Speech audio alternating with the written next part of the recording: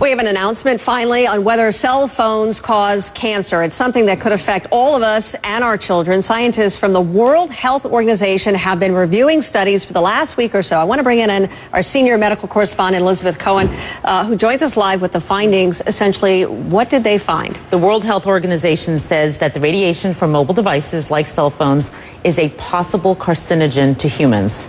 This is a very big deal because you and I have done segments about this before. Sure. It has gone back and forth. And this is really the first time that a large group, and it doesn't get any more sort of prestigious in many ways than the WHO, to say that it's a possible carcinogen. It puts it in the company of several other kinds of things. And so I want to tell you what it is, and I think that might give people an idea of what we're talking about. It puts it in the company of things like lead is also a possible carcinogen, according to the WHO, as well as engine exhaust and chloroform. So that sort of gives you an idea of the kind of risk that we're talking about so here. I can't help but ask, I mean, should we be alarmed? Should we be freaking out over this information? You know what? I really hope that people who are listening to me are not freaked out.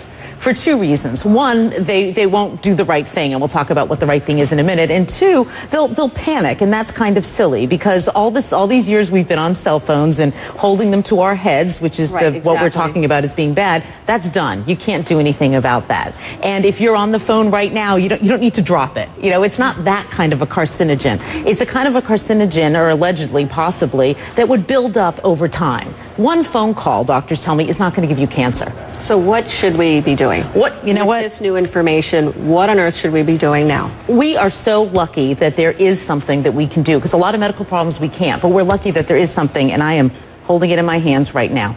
You use a device to keep that phone away from your head. Okay, I'm going to make it very simple.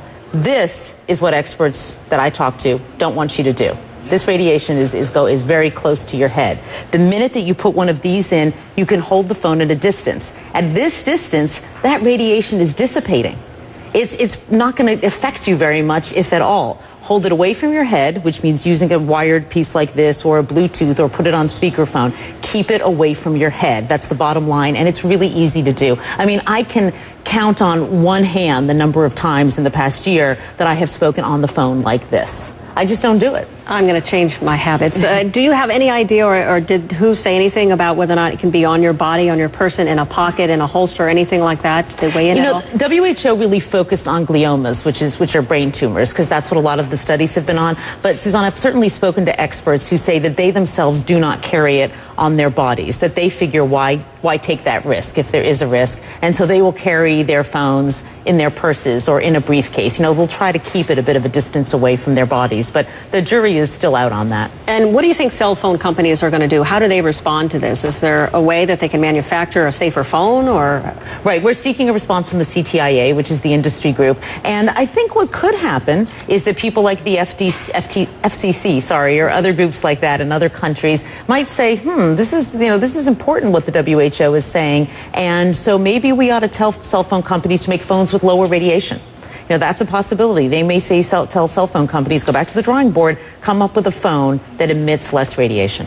So bottom line, for those who are watching and who've wondered about whether or not this causes cancer, right, it's all about keeping it away from your head. Right. The WHO says possibly. So experts I've talked to say, why in the world would you take the risk? Keep it away from your head by using some kind of an earpiece. All right, Elizabeth, thank you so much. Thanks. It's something a lot of people have been asking and wondering, and clearly we have something that is rather conclusive from a very prestigious organization. That's it is right. a big deal. It is. It is. All right. Thank you, Elizabeth.